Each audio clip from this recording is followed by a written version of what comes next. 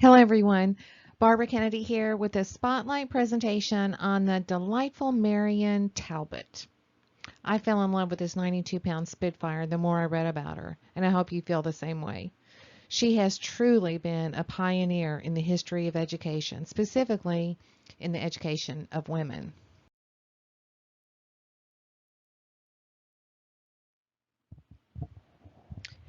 Marion was born on July 31st, 1958, to Emily Fairbanks Talbot and Dr. Israel Tisdale Talbot. They were very prestigious in the community. Marion's father graduated from Harvard Medical School and became famous for performing the very first successful tracheotomy in the United States. He was also instrumental in the development of the New England Female College and the Massachusetts Homeopathic Hospital, resulting in the Boston University School of Medicine, the very first medical college to accept both sexes equally. He served as dean and professor of surgery from 1873, when it first began, to 1899, when he died. Marion's mother was instrumental in the development of the Massachusetts Society for the University Education of Women and the Association of Collegiate Alumni.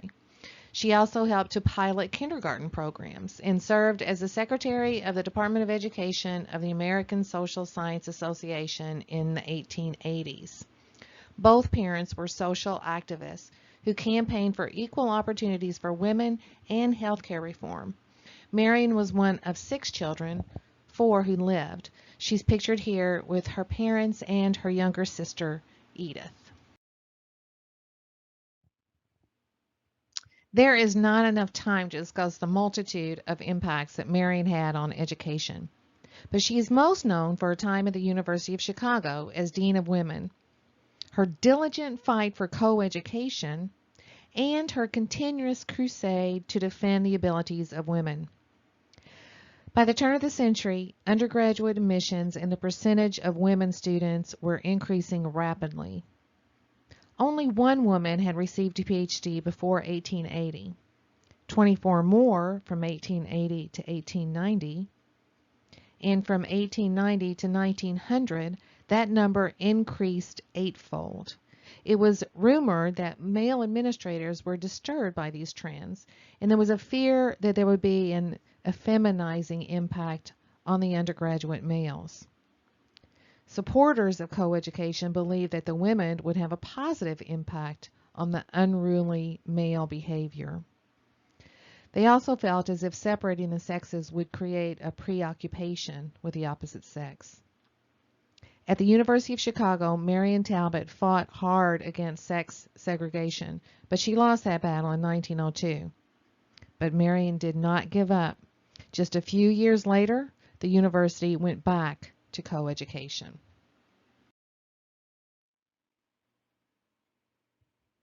Marion's parents were very well known in the world of education. She was lucky to be able to attend the prestigious Chauncey Hall Preparatory School in Boston, and then went on to get her Bachelor of Arts degree and then Master of Arts degree at Boston University, the only co-educational institution in Massachusetts at that time. She also received a Bachelor of Science degree at MIT, which is where she met Ellen Richards, the first female graduate student at MIT and the first woman to receive a PhD in chemistry. She became a mentor for Marion and introduced her to domestic sciences. Another mentor for Marion was Alice Freeman Palmer, who later became president of Wesley College and would later be instrumental in Marion's future.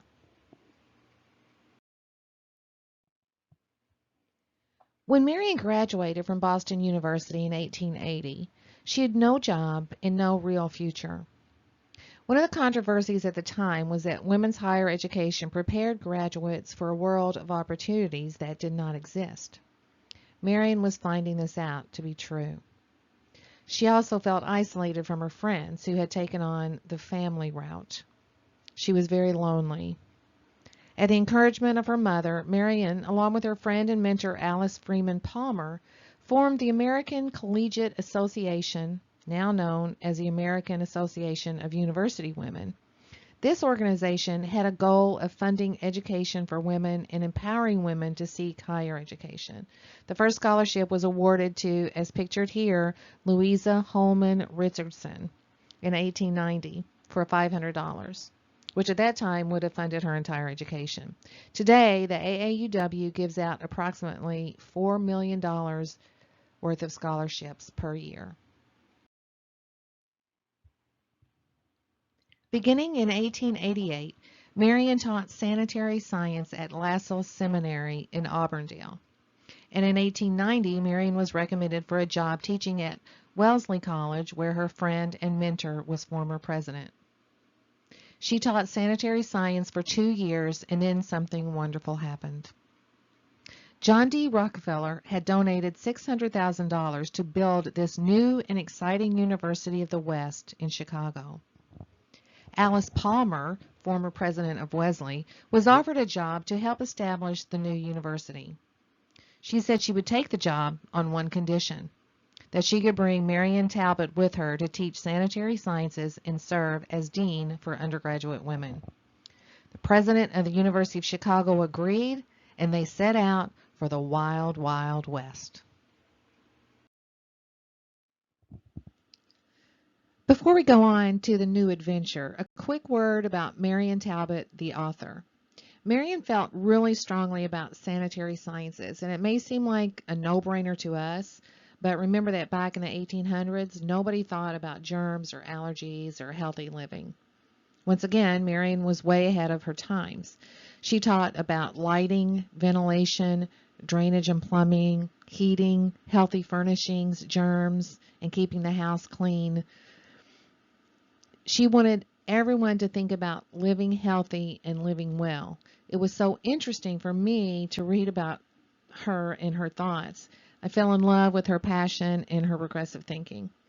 This is a listing of the books by Marion Talbot, many of which were about sanitation and mostly education for women and what that was like in the late 1800s. And then the last book is some reminiscing, I would say, that Marion did about her life. That one's my favorite. Okay, so back to the Wild Wild West. Marion's Boston friends and family were very worried about her as they heard that Chicago was a place with wild people, wild ways, no rules, ruthless disregard for authority. But Marion didn't care. She was ready for her new adventure and intrigued by this new college where the mission was to extend educational opportunities for both sexes on equal terms. When Marion arrived in Chicago, the school was not complete. She remembered walking on planks over mud, but feeling so excited about what was to come. Marion did so much in her time at the University of Chicago, including designing curriculum for a new department at the university, the Department of Household Administration, which would set the stage for later home economics. She did this with her colleagues, Alice Norton and Sophonisba Breckinridge. Interesting story about Sophonisba Breckinridge. There was talk of a love triangle between Marion Talbot, Sophonisba Breckinridge, and Edith Abbott. Sophonisba was mentored by Marion and encouraged to pursue a graduate degree. She became the first woman to earn a political science PhD in 1901 and a JD in 1904 at the University of Chicago. Later, Sophonisba became an instructor at the university and an assistant to Dean Talbot. Marion and Sophonisba were inseparable. There were reports that Marion trudged over to see Sophonisba each night and did not return until morning. Marion traveled to Sophonisba's family home in Kentucky often, and Marion's parents deeded their family vacation home to both women. When Edith Abbott arrived at the University of Chicago in 1905, she worked with Breckinridge as the dean of the School of Social Service Administration. Abbott and Breckinridge became close, and while Sophonisba remained close to Marion, writing letters and speaking of her very fondly, Abbott and Breckinridge struck up a romantic relationship and moved in together by the 1940s. Despite the complicated relationship between the three, Marion created a fellowship in the name of Sophonisba Breckinridge, and her insistence and diligence in empowering women at the college resulted in promotions for both Breckinridge and Abbott. One of Marion's pride and joy moments was when Kelly Hall opened in 1893 at the University of Chicago. She was instrumental in the development of the housing for women, all the way from the plumbing, the ventilation, and the decoration. Marion felt strongly that balance, moderation, and variety were key to women's educational success. She wanted to create a space that was safe, comfortable, and perfect for entertaining, mentoring, and gathering of women, both at the college and in the community. Marion retired from the University of Chicago in 1925. In More Than Lore, she wrote, "For 33 years I gave all I had to the university and reaped a rich harvest of happiness and content.